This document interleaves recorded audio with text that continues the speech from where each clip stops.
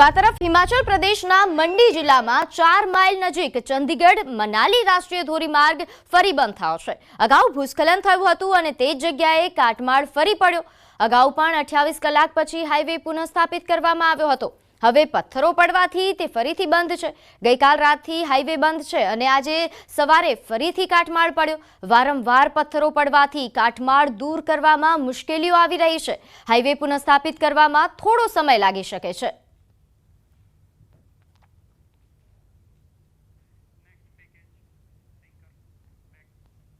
દેશમાં મેઘરાજા દે દનાદન વરસી રહ્યા છે, ત્યારે પહાડોથી લઈને મેદાનો સુધી વરસાદ ભરપૂર છે। હિમાચલ પ્રદેશમાં ભૂસ્ખલનનો દોર યથાવત છે, જ્યારે ઉત્તરથી મધ્ય સુધી જળપ્રવાહ યથાવત છે। ઉત્તર પ્રદેશ અને મધ્ય પ્રદેશમાં સૌથી વધુ વરસાદ વરસી રહ્યો છે, તો નદીઓ પણ ગાંડીતુર બની છે। ઉત્તર પ્રદેશના ચિત્રકૂટમાં 22 વર્ષ બાદ જળતાંડવની સ્થિતિ સર્જાઈ છે, જ્યારે અલગ અલગ જગ્યાએથી 8 લોકોનું રેસ્ક્યુ પણ કરાયું છે।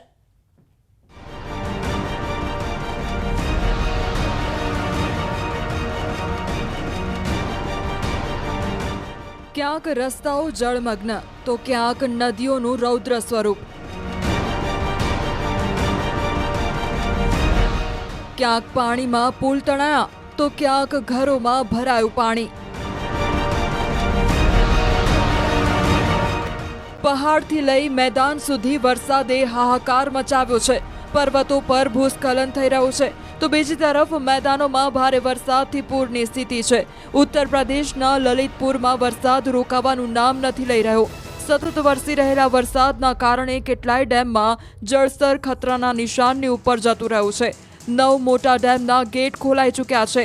રોહણી, ઉટારી, ચમડારના ડેમથી હજારો ક્યુસેક પાણી છોડાઈ ચૂક્યું છે। પાણી છોડાતા નીચાણવાળા વિસ્તારોમાં પૂરની સ્થિતિ છે।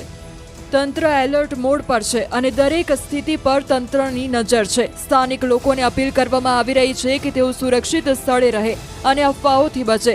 જો વરસાદ યથાવત રહ્યો તો રાજઘાટ, માતાટીલા અને ગોવિંદ સાગર જેવા મોટા ડેમના ગેટ પણ ખોલીને પાણી છોડાઈ શકે છે, જેનાથી ઝાંસી, જાલોર અને હમીરપુરના લોકોની મુશ્કેલી વધી શકે છે। ચિત્રકૂટની મંદાકિની નદી તોફાની બની છે। ભારે વરસાદના કારણે નદી જોખમી સ્તરથી ઉપર વહેવા લાગી, જે બાદ પૂરનું પાણી સમગ્ર શહેરમાં ફરી વળ્યું। ચારે તરફ પાણી જ પાણી જોવા મળી રહ્યું છે। સ્થિતિ જોઈને તંત્ર દોડતું થયું। દાવો છે કે આ પહેલા ચિત્રકૂટમાં આવી સ્થિતિ 22 વર્ષ પહેલા જોવા મળી હતી। ચિત્રકૂટના તમામ ઘાટ પાણીમાં ડૂબી ગયા છે। સ્થાનિક તંત્રની મદદથી અનેક લોકોનું રેસ્ક્યુ કરાયું હતું। उस सड़क पर जहां कभी ये वाहन चलते थे, अब वहां पर नाव चल रही है। आप देख सकते हैं कि किस तरीके से यहां पर प्रशासनिक अमला खड़ा है और लोगों को सुरक्षित स्थान पर जाने के लिए अपील कर रहा है, क्योंकि लगातार मंदाकिनी नदी का जलस्तर बढ़ रहा है। स्वयं खड़े हैं वहीं कस्बे पे, आप मुझे भी देख सकते हैं कि न्यूज 18 की टीम किस तरीके से जो बाढ़ का पानी है वो पहुंचा है, मेरे घुटनों तक पानी पहुंच गया है। और अभी भी लगातार जो मंदाकिनी का पानी है, वो जो जलस्तर है वो लगातार बढ़ रहा है। ऐसे में लोग भयभीत हैं, जो लोग हैं जो अपना सामान निकाल रहे हैं और सुरक्षित स्थान पर पहुंच रहे हैं। लेकिन जो मंदाकिनी का जलस्तर है अभी भी बढ़ रहा है और लोग अपने घरों से सामान निकालकर सुरक्षित स्थान पर पहुंचने का प्रयास कर रहे हैं। वहीं डीएम, एसपी और भारी फोर्स के साथ लोगों को मदद करने का प्रयास कर रहे हैं। यहाँ पर कई प्रशासन की टीम, पुलिस की टीम लगा दी गई है, जो लोगों को सुरक्षित स्थान पर पहुंचा रही है। आप इन तस्वीरों में देख सकते हैं इधर कि किस तरीके से यहाँ पर जिलाधिकारी शिवशरण अप्पा जीएन और पुलिस अधीक्षक अरुण कुमार सिंह यहाँ पर नाव में बैठे हैं और जो लोग हैं उनको सुरक्षित स्थान में उनको पहुंचने के लिए लोगों से अपील कर रहे हैं। मध्य प्रदेश में सतत वरसी रहेलो वरसाद मुश्केली बन्यो छे। छतरपुर में मुसळधार वरसादना कारणे ठेर ठेर पाणी भराई गया। स्थिति ए हदे खराब थई कि अंडरपास पार करती वखते एक बस पाणीमां बंध पड़ी गई, जेना कारणे बसमां सवार मुसाफरोना जीव ताळवे ચોંટ્યા, કેમ કે અંડરપાસમાં કેટલાય ફૂટ સુધી પાણી ભરાયેલું હતું, જે બાદ ભારે જહેમતે રેસ્ક્યુ કરી લોકોને બચાવાયા। ઝાંસીમાં ભારે વરસાદથી નદી નાળા તોફાની બન્યા છે। ભારે વરસાદના કારણે અનેક વિસ્તારોમાં પુલ પાણીમાં ગરકાવ થયા છે, જેમાંથી અનેક લોકો જીવના જોખમે પસાર થતા જોવા મળ્યા। જો જરા પણ ચૂક થઈ હોત તો આ જોખમ મોતને આમંત્રણ આપવા જેવું છે। હરિદ્વારમાં 2 કાવડિયા પાણીના પ્રવાહમાં વહેવા લાગ્યા, જેને એસડીઆરએફની ટીમના જવાનોએ સુરક્ષિત બહાર કાઢ્યા હતા.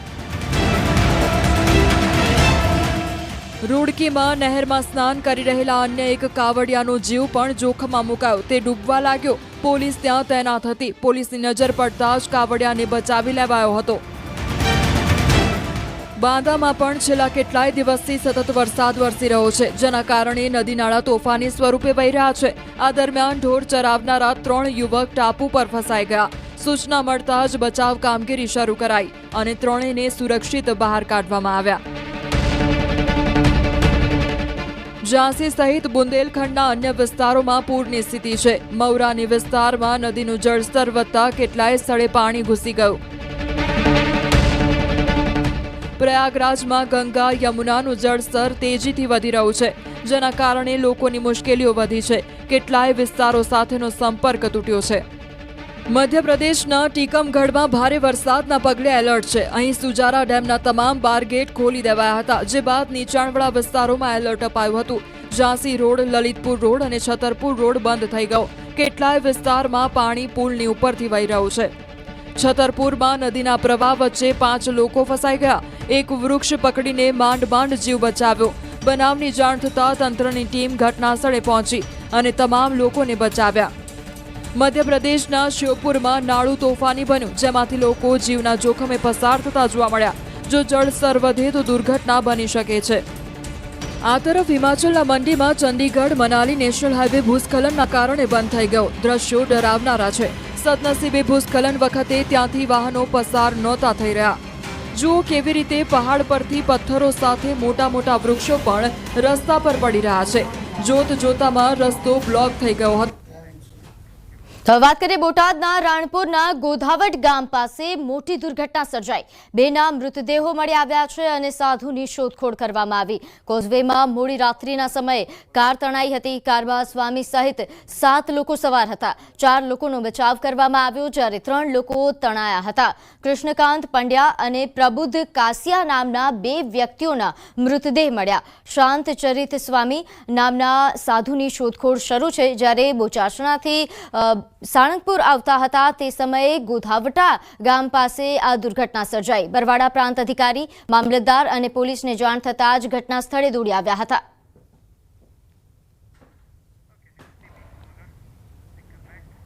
તો આ તરફ કચ્છના નખત્રાણા તાલુકાના જડાઈ ગામે રસ્તામાં મગર દેખાવ.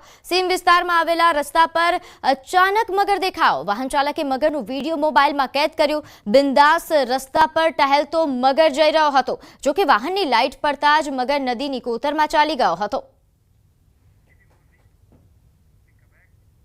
આગળ વાત કરીએ મોરબીના ધારાસભ્ય કાંતિ અમૃતિયાની ચેલેન્જનો આજે નિર્ણય. કાંતિ અમૃતિયાના સમર્થકોમાં ભારે ઉત્સાહ છે. ધારાસભ્ય સમર્થકો સાથે રાજીનામું દેવા રવાના થયા. મોરબીથી સમર્થકો અને ગાડીઓના કાફલા સાથે ગાંધીનગર જવા માટે રવાના થયા છે. માળિયા અને હળવદથી પણ સમર્થકો જોડાયા. તો વિધાનસભા પહોંચી ગોપાલ ઇટાલિયાની રાહ જોશે. અમે એને અડધી કલાક 12 થી 12:30 ત્યાં વાટ જોવાના છીએ. ગોપાલભાઈ રાજીનામું આપે એટલે ધારાસભ્ય શ્રી કાંતિભાઈ અમૃતિયા પણ રાજીનામું આપવાના છે. ગોપાલભાઈ જો આવે તો અહીંયા લડવા માટે દરેક કાર્યકર્તાઓ તૈયાર છે. એવું નથી કે કાંતિભાઈ એકલા છે એમ. કાંતિભાઈએ 30 વર્ષ સુધી કામ કરેલું છે મોરબી જિલ્લાની અંદર. આજથી 30 વર્ષ સુધી કામ એને ઘણા બધા કરેલા છે. ગોપાલભાઈ અહીંયા આવ્યા તો એમને શું કામ કરેલું છે, એટલે ગોપાલભાઈ બેસીને વાતો કરે છે. દરેક વાતો કરવી અને એનું કામ કરવું એટલું સહેલું નથી. તો મને ખ્યાલ નથી આટલો ઉજવ છે. આવો તો ચૂંટણીમાં મેં ઉજવ નથી જોયો. કાર્યકર્તાનો ઉજવ છે, એની સાથે ગાંધીનગર જાય છે. ગાંધીનગર ગયા પછી ખબર પડે. આ મામલે વધુ વિગત સાથે આપણી સાથે સંવાદદાતા અતુલ જોડાઈ ગયા છે. અતુલ, આજે લાગે છે કે રિઝલ્ટ આવી જશે. કાંતિ અમૃતિયા સમર્થકો સાથે ગાંધીનગર જવા રવાના છે અને ત્યાં ગોપાલ ઇટાલિયાની રાહ જશે. એટલે આજે ચેલેન્જ હતો એનો આજે નિર્ણયનો દિવસ છે. વધુ વિગતે જણાવશો. જી ચોક્કસથી જે છેલ્લા 3 દિવસથી જે ચેલેન્જની વાત છે, જે ગોપાલ ઇટાલિયાને રાજીનામું આપી અને જે કાંતિ અમૃતિયા મોરબીના ધારાસભ્ય છે તેને ચેલેન્જ થઈ ગઈ છે કે મોરબીથી ચૂંટણી લડીએ ને હું પણ રાજીનામું આપું ને તમે પણ આપો અને 2 કરોડ રૂપિયા હું આપીશ, તમે જીતી જાવ. તો તેનો આજે નિર્ણય છે અને આજે જે કાંતિ અમૃતિયા પોતાના સમર્થકો સાથે વહેલી સવારે મોરબીથી નીકળી ગયા છે અને વિધાનસભા ગેટ નંબર 4 જે છે ત્યાં એકઠા થઈ અને આ બાબતે રાજીનામું આપવાનો નિર્ણય લેવાના છે। ત્યારે આગામી સમયમાં હવે શું નિર્ણય આવશે તે જોવું રહ્યું, પરંતુ ક્યાંક ને ક્યાંક સમગ્ર મોરબી જિલ્લાની નજર છે અને રાજ્યના રાજકારણીઓમાં પણ તમામ નજર છે તે તેના પર દેખાઈ રહી છે। જી બિલકુલ અતુલ, હાલ આ એક જે રાજકીય ડ્રામા ચાલી રહ્યો છે, રાજ્યભરની નજર છે, પરંતુ જે હાલ આ પ્રકારની પરિસ્થિતિ છે, સમર્થકો ખૂબ મોટી સંખ્યામાં જઈ રહ્યા છે તેમની સાથે, એટલે માહોલ કેવા પ્રકારનો મોરબીમાં સર્જાયો? ચોક્કસથી જે મોરબીની વાત કરવા જઈએ તો મોરબીમાં ચેલેન્જ આપનારની સાથે જ સમર્થકોએ પણ વિડીયો વાયરલ કર્યા હતા। તો બીજી બાજુ વાંકાનેરના ધારાસભ્ય જીતુ સોમાણી પણ તેના સમર્થનમાં આવ્યા હતા। સાથે સાથે ગ્રામ્ય વિસ્તારના જે હળવદ, મોરબી સહિતના જે સમર્થકો છે તે પણ તેમાં આજે જોડાયા છે। તો બીજી બાજુ એક વાત એ પણ જોવા જઈએ તો એક પણ સમર્થકે ભાજપનો ખેસ કે ભાજપની ટોપી નથી પહેરી, તે પણ એક નોંધ લેવા જેવી બાબત છે। તેને પણ નોંધ લેવાય છે કે ભાજપની કોઈ સિમ્બોલનો ઉપયોગ આ રાજીનામા દરમિયાન પણ નથી કરવામાં આવ્યો। ત્યારે આજે એક જ કલાકમાં જે ધારાસભ્ય છે તે વિધાનસભા ગેટ નંબર 4 પર પહોંચશે અને આગામી નિર્ણય લેશે। જી બિલકુલ। આ ઉપરાંત અતુલ, ગોપાલ ઇટાલિયા તરફથી કોઈ હરકત દેખાય કે કેમ? જી હાલ સુધી ગોપાલ ઇટાલિયા કે તેના સમર્થકો તરફથી કોઈ જે હરકત દેખાઈ નથી, પરંતુ જે ગઈકાલે ઈશુદાન ગઢવી દ્વારા જે એક જાહેરાત કરવામાં આવી હતી કે ભાઈ રાજીનામું તો અમે જીત્યા પછી આપવાનું હોય છે, તેને સિવાય જે ગોપાલ ઇટાલિયા જે ચેલેન્જરની સ્વીકાર્યા પછીનો કોઈ પણ વિડીયો જાહેર કરવામાં નથી આવ્યો। ત્યારે સૌ કોઈની નજર કાંતિ અમૃતિયા શું કરે છે તેના પર છે। કાંતિ અમૃતિયા રાજીનામું આપે છે કે ફક્ત રાજકીય ડ્રામા છે તે હવે આગામી સમયમાં ખબર પડશે। ટૂંક જ સમયમાં 2 જ કલાકની અંદર આ વસ્તુ ક્લિયર થઈ જશે। જી બિલકુલ, આભાર અતુલ માહિતી આપવા બદલ। તો આ તરફ 21 લાખ પડાવનાર નકલી આઈએસ ઝડપાયો છે। પોલીસે ઋષભ રેડ્ડી નામના આરોપીને ઝડપી પાડ્યો। નકલી આઈએસ બની મહેસાણાના વિસનગરમાં એક શખ્સ સાથે છેતરપિંડી કરી હતી। ફોન પર કહ્યું હતું કે તમારા મિત્રને ત્યાં રેડ પડી છે અને તેના 600 કરોડ મારી પાસે છે, પૈસા છોડાવવા હોય તો હું કહું એમ કરો કહીને પૈસા પડાવ્યા હતા। પોલીસ અને અન્ય આરોપીઓની હજુ શોધખોળ ચાલુ છે। નોંધનીય છે કે આરોપી અમદાવાદના શાસ્ત્રીનગર ખાતે રહેતો હતો।